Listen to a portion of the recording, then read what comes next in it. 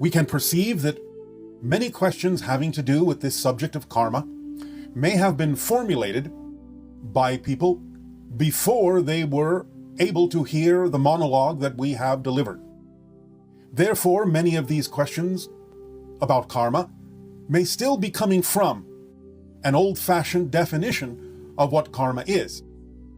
So we will proceed with any such questions in a manner that will relate them to what we have said in the monologue about the actual definition of karma, and show how all of these questions coming from different viewpoints with respect to the idea of the old-fashioned definition can be turned around into a new understanding, a more modern understanding, a more streamlined understanding, thus rendering many of these questions in some sense obsolete. Nevertheless, it will be a good exercise to, as you say, drive home the actual definition with respect to many of these questions that may be coming forward from an out-of-date perspective. The idea, again, of karma is that it does not accumulate. It does not come from other lives. Now, yes, there is such a thing as consequence of choice. Yes, what you put out is what you get back. But as we have said, karma, in its original intended form, simply means action. And therefore, as everything exists simultaneously, it is possible for someone to decide to connect to another simultaneous existence that you would call a past life, even though it exists at the same time as the present one. And they may decide to choose to make a connection to certain experiences in those other people's lives and make them relevant for the theme that a person may be exploring in this life. And in that context, you can say, well, the idea of what choices were made and what was accumulated in terms of consequence to those choices may come from another life, but it isn't the idea of something that happens automatically. It is something that is chosen for the theme of this particular life, connecting energetically to the themes of another simultaneous life. It isn't an automatic thing that accumulates and goes from one lifetime to another, since that other person in that other life isn't you. Now, we can talk about the idea that from the oversoul level, the oversoul can say, well, that is my life, and that is my life, and that is my life. And from that level, there is a kind of a continuity. But we will talk about the oversoul in another transmission. The idea, in terms of answering the question right now at hand, is that no, it doesn't automatically come from another life. And therefore, it is something that, again, to remind you all, is simply a choice that is made to recognize that someone may be out of balance in this life, and karma is the ability to take the actions necessary to bring one back into balance, no matter what themes you may be connecting to from other simultaneous lives going on. It's not something that actually follows you in that sense or accumulates upon you from one life to the next, because you only exist in the now. Okay, thank you. Did Yeshua ever speak to the idea of karma? Yes. Do unto others as you would have them do unto you.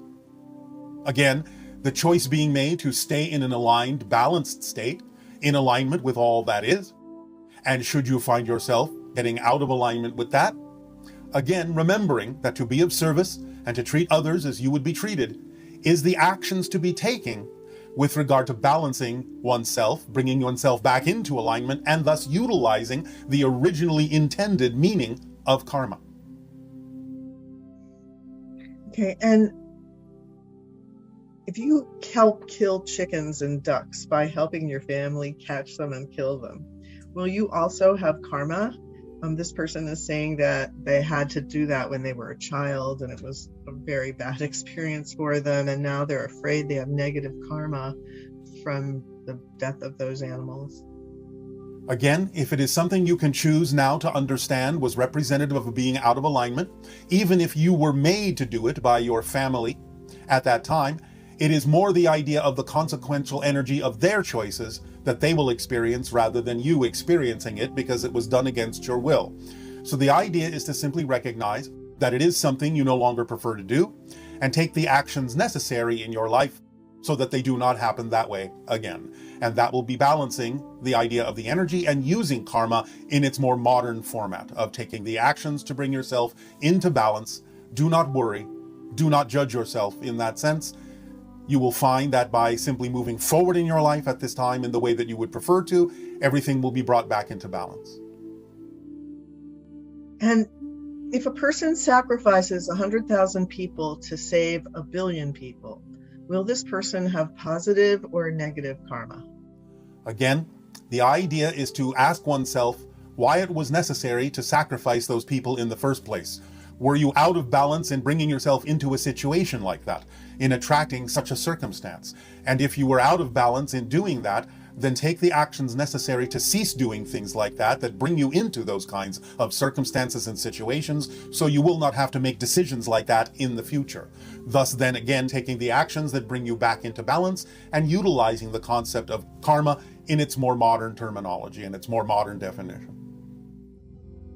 So in that sense, there's not any real answer. If we saw something happening that would involve stopping the person that's doing the negative act.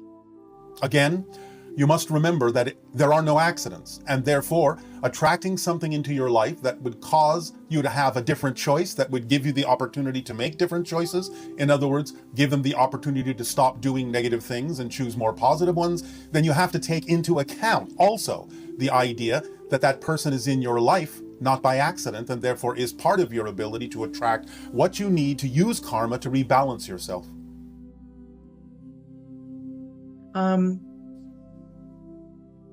Since time doesn't exist, how does karma work? Well, as we have said, first of all, everything happens in the now. And the idea of utilizing the correct definition of karma is that you take actions in the now that are representative of rebalancing yourself if you feel you are out of balance. And it isn't that the idea of time or the experience of time doesn't exist. It may not really exist mechanically, fundamentally, but it does exist as a side effect, and it is something that you can and do experience. Therefore, still recognizing that everything does exist in the now, using karma in its originally intended definition means you take whatever actions in the present are necessary to bring yourself back into alignment if you feel that you have been out of alignment. And having to do with karma and free will, can my soul agree to solve karma from another life of my soul in my life now without my consent? You are your soul. You have to give yourself the consent to balance yourself by taking the actions necessary to do so in this life, in this experience. So the idea that a negative, I think in the past you may have said that you have to, the soul oversoul balances these things out in terms of between lives, even like one Yes. parallel life will balance out what another one is doing. So does the person that's the personality experiencing one of those lives have a choice about it, or is that a decision that was made at another level of itself and it cannot really negate that? It depends on how connected it is to the theme you are exploring. Because as we have said, the person you are is a theme, is a path. And if it is something you decided to create for yourself, then it cannot be avoided because you established the path as the theme you would explore. However, in general terms, no. Someone doesn't necessarily have to choose to balance the self in any particular life. You can do it in any particular state of being that you happen to be in on the course of your evolution. So it's not absolutely mandatory unless you have made it mandatory for the theme that you chose to be in this life. So it sounds like the better idea is not to look at things that are happening to you from the perspective of, oh, this is happening because I did this in a past life, or I agreed to do it and balance it out here or something. More the idea of just staying in the present and recognizing the connections you're making to other parallel lives are your choice. Yes. Based on what you're attracting and the theme you're playing out. Yes, and remember again, because the original definition of karma is action, which happens in the moment, then in a sense, karma is synonymous with free will. You are making the free will choice to take the actions necessary to maintain balance in your life. That's what karma is. It's not something that accumulates from other times, other places. It is not retribution. It is not something that builds up and then gets you back. It is simply in the moment, the clear, free choice, free will recognition that you may be out of balance with who you prefer to be, and using the concept of action and karma and free will to bring yourself into balance by making choices that are more representative of who you prefer to be. That's all there is to it. It is very important and very crucial, which is why we're having this discussion today, for your society to really start to let go of these outdated and old-fashioned definitions of karma. They only anchor you into patterns and habits that aren't actually real. You are creating from a linear perspective a circumstance that doesn't actually exist in truth. The idea, again, is to bring everything back into present, to take responsibility, the ability to respond for the choices you have made and the consequences therefrom, and then decide, again, with your free will, your freedom to choose, what actions to take, what karma to use to bring yourself into the balance you say you prefer to exhibit in your life. This requires you to truly let go of these old-fashioned definitions and really pay attention to the new definition we are offering you as a suggestion, so that you can be free to make the choices that are true for you and live in the present and take responsibility. And again, this doesn't mean it erases the idea that there are consequences for your choices. Of course there are. Again, what you put out is what you get back. But this doesn't have anything to do with what karma actually is. Karma, again, is simply the ability to take the actions necessary to bring yourself into balance if you believe you are out of balance. That's it.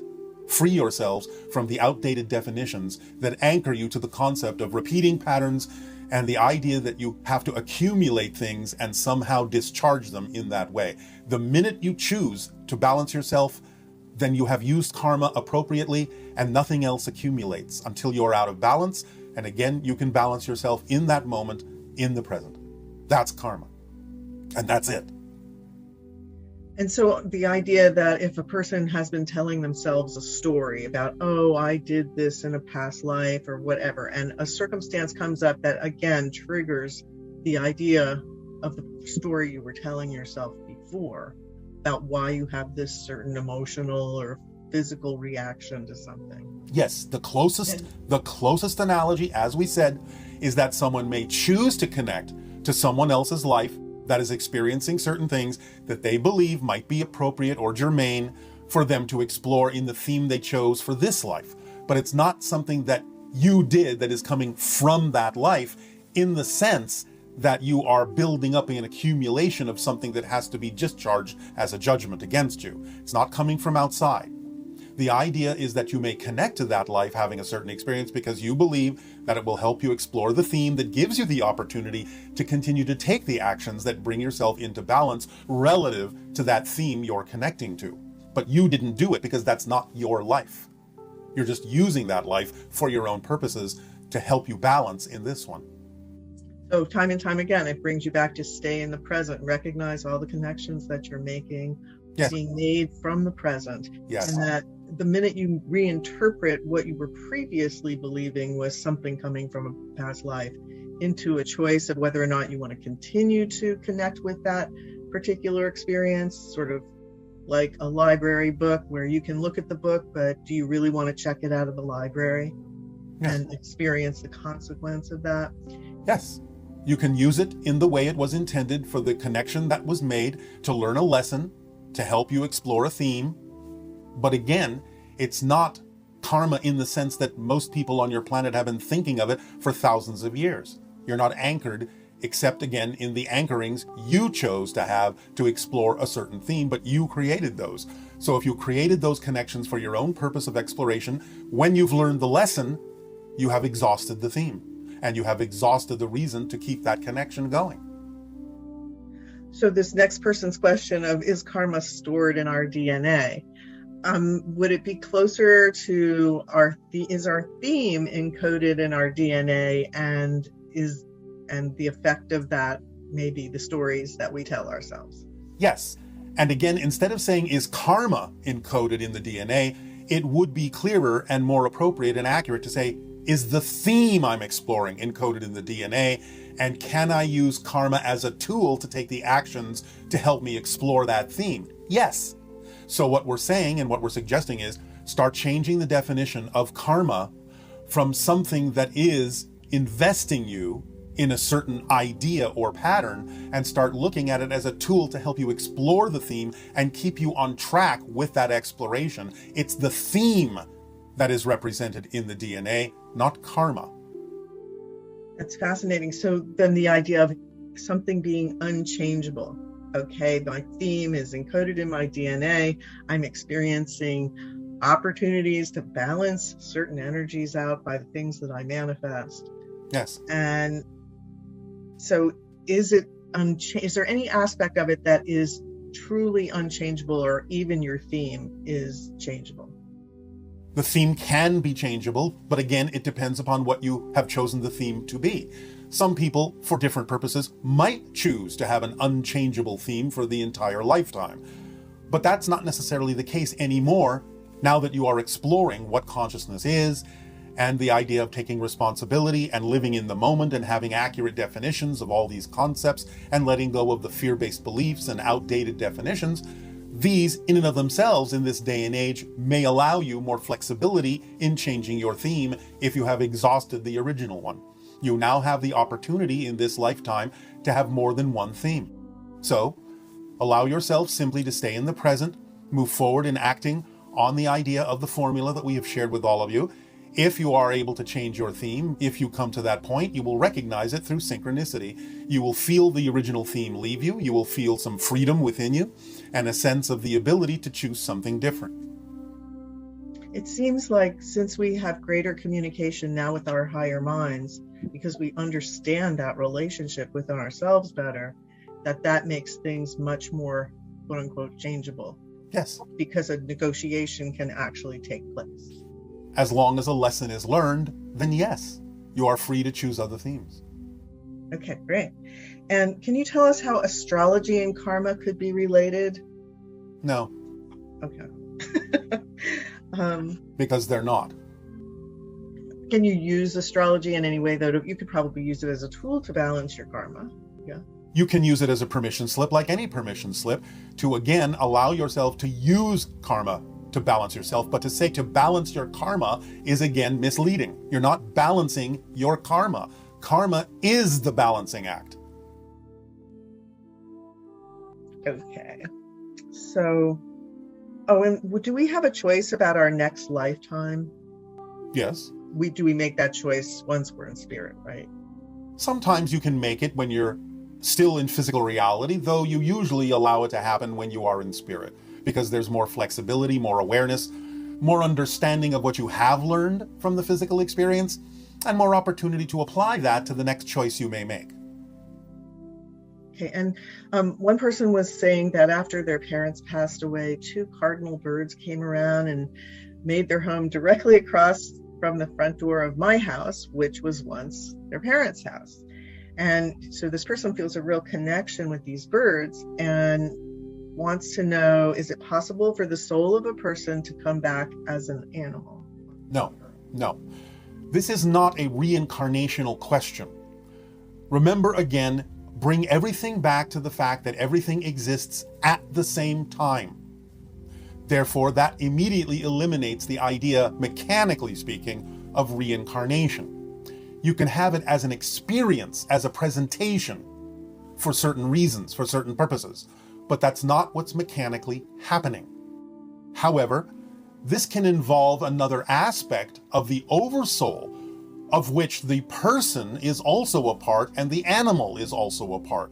So it may be a presentation of the same oversoul in another form, but that doesn't mean that the person came back as that animal. It's just another aspect of the same oversoul that the person themselves might also have been an extension of. We will go more deeply into this in a future transmission, after the next transmission, when we will discuss the idea of how the oversoul works. I don't know if this is the right time to ask this question, but the idea of a bird or a flower or a smell being a recognition that a person is communicating with you, that's a completely different idea than the one we were just talking about. Yes, that is simply a presentation of synchronicity using a vibration that may awaken you or alert you to the idea that another being in spirit may be attempting to communicate with you. Right. So rather than the idea of, oh, that's my parents reincarnated, it's more like when you're seeing those birds, they're actually triggering you to know you're having a communication. It can be that, but as I said, it doesn't necessarily just have to be that. It can actually be not only a message or a signal, but it can actually be an extension of the same oversoul that the person was an extension of too. I'm simply saying that's another option. Okay. And there's a lot of feelings about staying in your excitement and how to get back into that when you're experiencing a lot of loss or grief or negatives. Things keep happening, or even though you try to stay neutral, those challenges of how do you balance yourself so that you can feel the inspiration again that comes from your excitement. As we have said, the first thing you must do is accept what's happening as there being a reason for it happening. So if you're experiencing those challenges, own them and ask yourself what your beliefs have to be in order to generate what you're experiencing, because it can't be otherwise. You can only experience what you believe you can experience. And if you believe you need to experience a challenge in that way, as a loss or something that seems challenging in a negative way, then you must believe that you're getting something out of doing it that way. You must be learning something. So by owning it and by asking yourself, what are you getting out of remaining in that belief system that's generating the experience in this particular way, then you can, with honesty, go deeper into your self-investigation. Remember, know thyself. And the deeper you go into why you have a belief that is making you experience these things, why you're holding on to that belief to keep experiencing things in that way, will illuminate what it is you think you're getting out of doing that, why you won't let it go, and it can give you much deeper insight into how to free yourself of it by realizing that by letting it go, you may actually have a much stronger connection and a much more positive experience of what it is you're exploring as a relationship to other people or other places or other things. So when negative emotions come up when someone's following their excitement, such as feeling very intense anxiety and insecurity. Remember, that's what's supposed to happen. The reflective mirror tool in your passion brings your attention to belief systems within you that are out of alignment with your passion. So the fact that those things come up should excite you. That's part of your excitement, because now you have something to work with, and now you can realize that you can let something go that doesn't serve you. And that adds to the energy and momentum of your passion. So it's all right to feel those things and own them, but recognize that's why they come up, because they're bringing your attention to something you didn't realize was there.